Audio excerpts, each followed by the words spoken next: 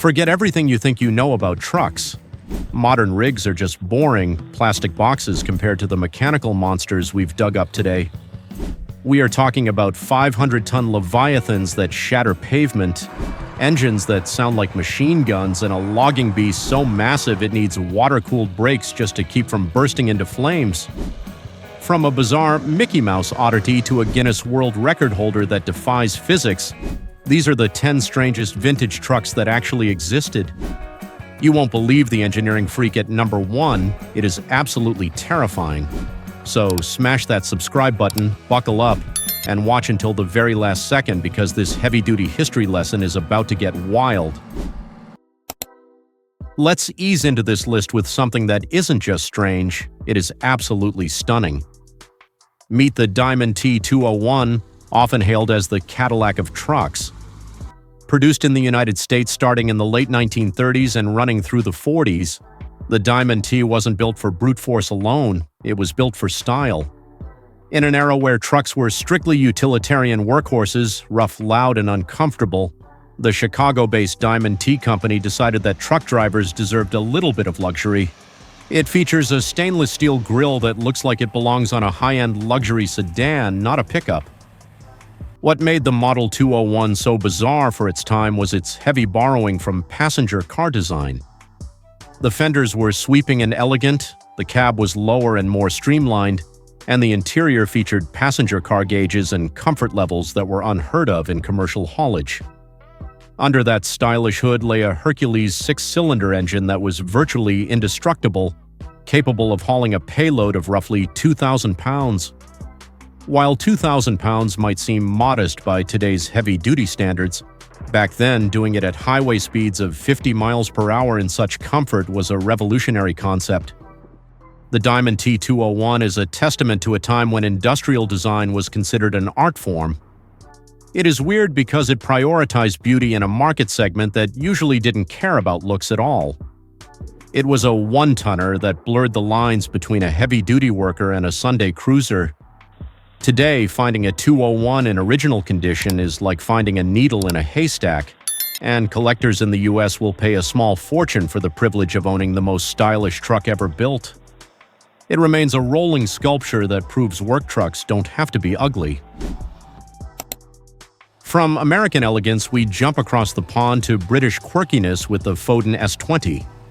If you look at the cab of this truck, you might notice a resemblance to a certain famous cartoon character. Yes, this is affectionately known in the trucking world as the Mickey Mouse cab. Introduced in the 1950s by Foden, one of Britain's oldest truck manufacturers, the S20 has one of the most distinct faces in history. This is primarily due to the split windshield and the large rounded panels that distinctly mimic a smiling face, giving it a personality that most steel machines lack. The weirdness here isn't just cosmetic, it was a pioneering use of materials. The S20's cab was a composite construction utilizing fiberglass reinforcing. At the time, this was space-age stuff, helping to shave off hundreds of pounds of deadweight compared to traditional steel cabs. Under the skin, the Foden S20 was a beast, often featuring the legendary Foden two-stroke diesel engine. These engines had a screaming, high-pitched exhaust note that you could hear from miles away. It wasn't fast by modern standards, topping out around 40 miles per hour, but its torque was sufficient to haul heavy loads across the UK's narrow roads. The S20 was a favorite among British haulers for its reliability and that iconic look. Foden took a massive risk with composite materials to prevent the rust that plagued metal cabs in the damp British weather, and it paid off.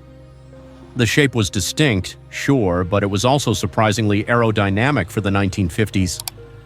It's a truck that proves you can be serious about heavy hauling while looking a little bit ridiculous. It's charming, it's bizarre, and it remains a true icon of the UK highways that collectors strive to preserve to this day.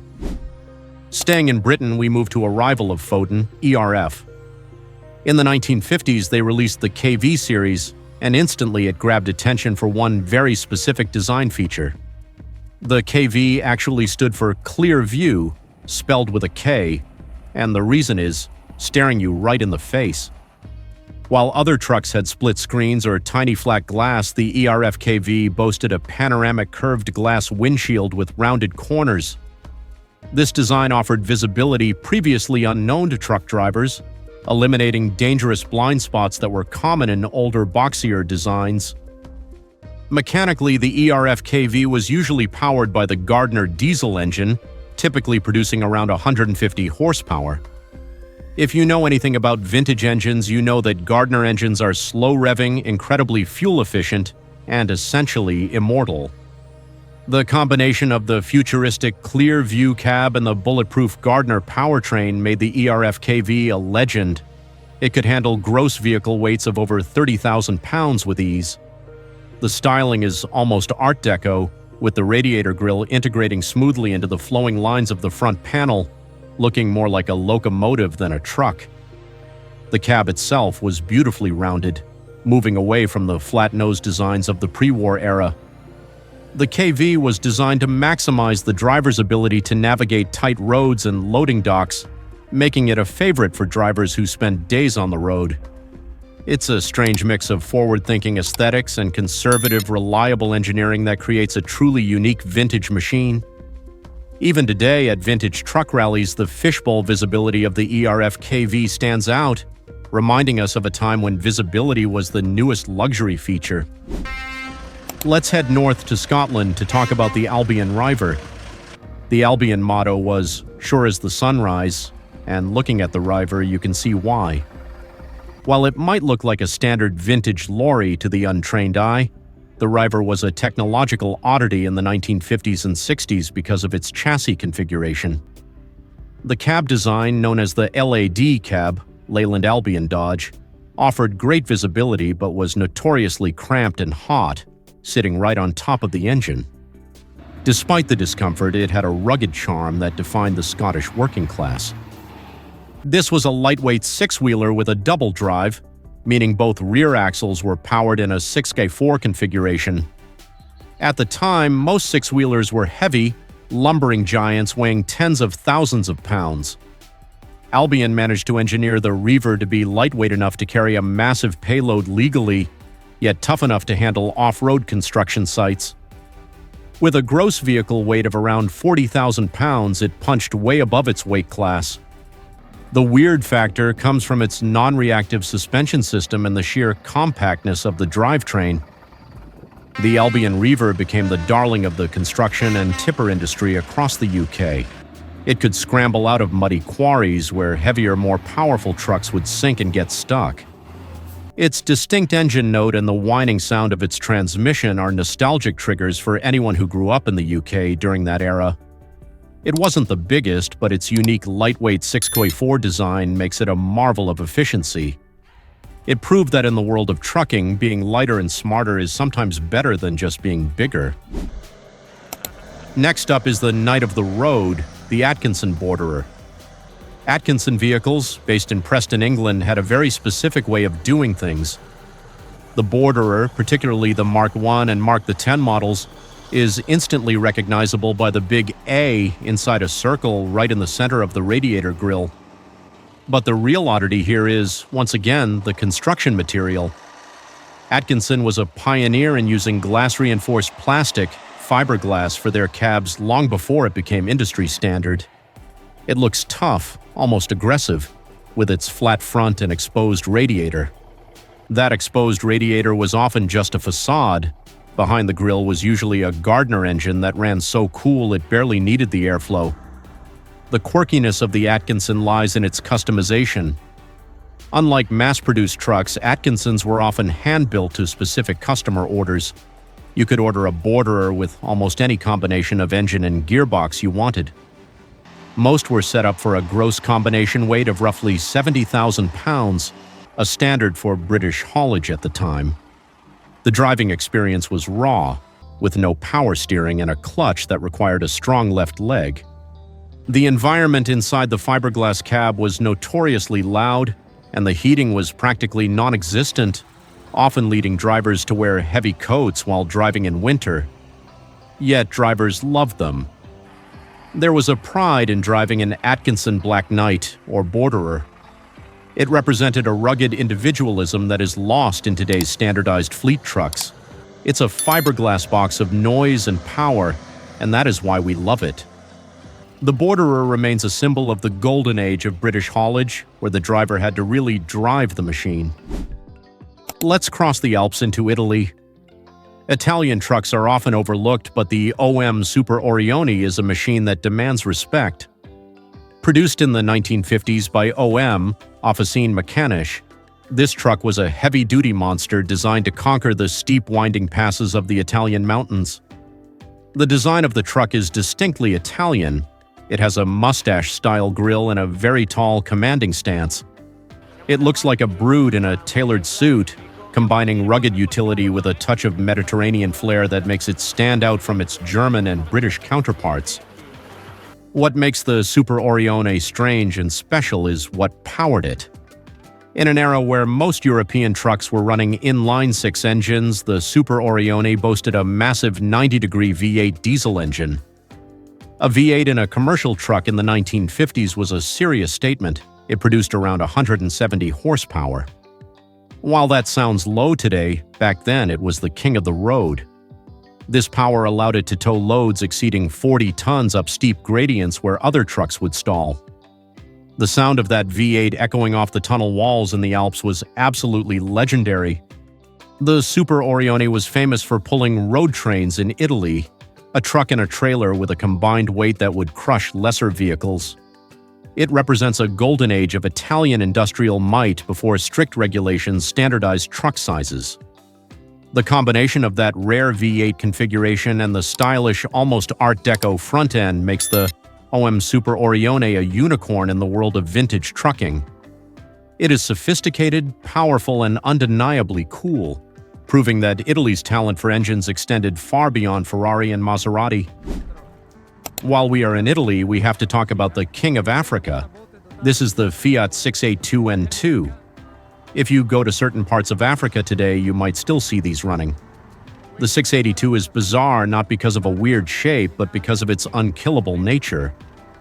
Launched in the early 50s, this truck was so good, so simple, and so robust that it remained in production in various forms for over 3 decades. The N2 version is iconic, featuring the classic Baffy or mustache chrome whiskers on the front grille, giving it a friendly yet sturdy face. The real story is the chassis. The steel used in the Fiat 682 frames was of such high quality that they simply refused to snap. In many developing nations, these trucks were routinely overloaded by 200%, carrying loads of 50,000 to 60,000 pounds on trucks rated for half that amount.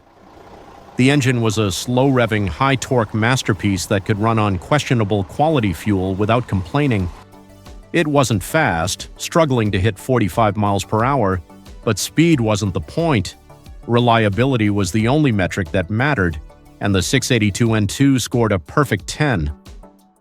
It's strange to think that a truck designed for paved Italian roads became the backbone of transport for an entire continent thousands of miles away. The 682N2 lacks modern comforts. No AC, power steering was a luxury, but its mechanical sympathy is unmatched. It is a legend that refuses to die. In the world of disposable technology, where cars break down after a few years, the Fiat 682N2 stands as a monument to permanent engineering. It is the vehicular equivalent of a hammer, simple, heavy, and it works every single time. Now prepare your ears. We are going to Germany to meet the Krupp Mustang. When you think of Krupp, you might think of steel manufacturing, but in the post-war era, they made some of the most distinct trucks on the Autobahn. Visually, the Mustang is imposing. It has a long alligator-style hood and a massive wide grille that screams authority. These trucks were instrumental in the Wirtschaftswunder, or the German economic miracle. But what truly makes the Mustang stand out isn't how it looks, but the terrifying and wonderful noise it makes. These trucks were powered by 2-stroke diesel engines producing upwards of 200 horsepower. Unlike the 4-stroke engines in almost every other truck, the Krupp 2-stroke fired twice as often, creating a distinct rapid-fire rat-a-tat-tat noise that sounded more like a machine gun than a transport vehicle. The engineering was complex and strange, using a scavenging blower to force air into the cylinders. This allowed the Mustang to haul loads of over 40,000 pounds at speeds nearing 55 miles per hour, outpacing many of its rivals on the emerging highway networks. Driving one required skill. You had to keep the revs high to keep that two-stroke engine happy, or it would lose power and smoke heavily. The Krupp Mustang is a bizarre, noisy, and wonderful piece of mechanical history that sounds like absolutely nothing else on Earth. Sadly, the complexity of the two-stroke engine eventually led to its demise, making running examples extremely rare today. If you ever hear a Krupp Mustang approaching, you will feel it in your chest before you see it. It is the heavy metal drummer of the vintage truck world. Now things get serious. We are leaving the highway and heading into the deep, dark forests of British Columbia, Canada. Enter the Hayes HDX. This is not a delivery truck. This is a log-hauling Leviathan. The Hayes HDX was built for one purpose: to haul hundreds of tons of timber down steep, treacherous mountain logging roads where a normal truck would disintegrate in minutes.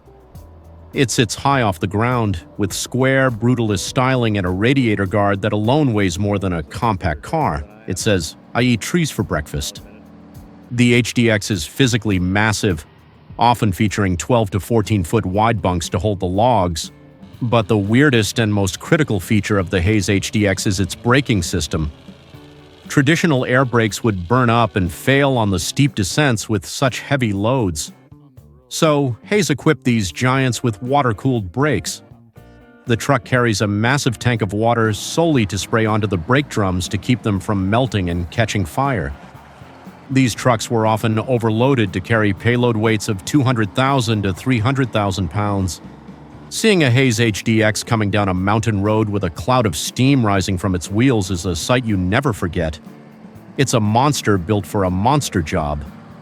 The Hayes manufacturing company is no longer with us, but the HDX trucks are so over-engineered that many are still working in the woods today, refusing to retire. They are symbols of Canadian grit and engineering resilience. It is a truck that laughs at the concept of maximum load limits and continues to define the extreme end of the trucking spectrum. And now we arrive at the final boss, the ultimate giant. The weirdest, biggest, and most powerful road-legal truck in history, the Nicolas Tractomas. Built by the French specialist company Nicolas, specifically the TR10X10 model, this machine holds the Guinness World Record for the largest semi-truck on the planet. It is bizarre because it looks like a standard truck that was hit by a gamma-ray burst and turned into the Incredible Hulk. It stands nearly 15 feet tall and over 40 feet long, dwarfing everything else on the road. To give you some perspective, a standard heavy-duty truck might have 500 horsepower. The Tractomas is powered by a V12 Caterpillar engine that pumps out nearly 1,000 horsepower, but it's not about speed, it's about torque. This monster features 5 driven axles, a 10x10 configuration, and is designed to pull super heavy loads. We are talking about transformers and power station generators weighing up to 550 US tons. That is equivalent to pulling a line of 40 city buses all at once from a dead stop. When a Tractomas moves, the earth shakes. It is the perfect conclusion to our list because it represents the absolute limit of what a truck can be. It is engineering taken to the absolute extreme. These trucks are custom-built for specific mega-projects, often in South Africa or Australia, moving infrastructure that keeps civilization running. It is almost too big for the road, requiring a fleet of escort vehicles just to move a few miles. The Nicolas Tractomas isn't just a truck, it is a rolling power station that proves nothing is too heavy if you have enough torque. From the stylish Diamond T to the massive Tractomas, these machines prove that history is anything but boring. Which one would you choose to drive, the elegant American classic or the French giant? Let us know in the comments below. If you enjoyed this ride through heavy metal history, please hit that like button. It helps us keep the engines running. Don't forget to subscribe and ring the bell for more amazing engineering stories. Thanks for watching, and we will see you on the next road trip.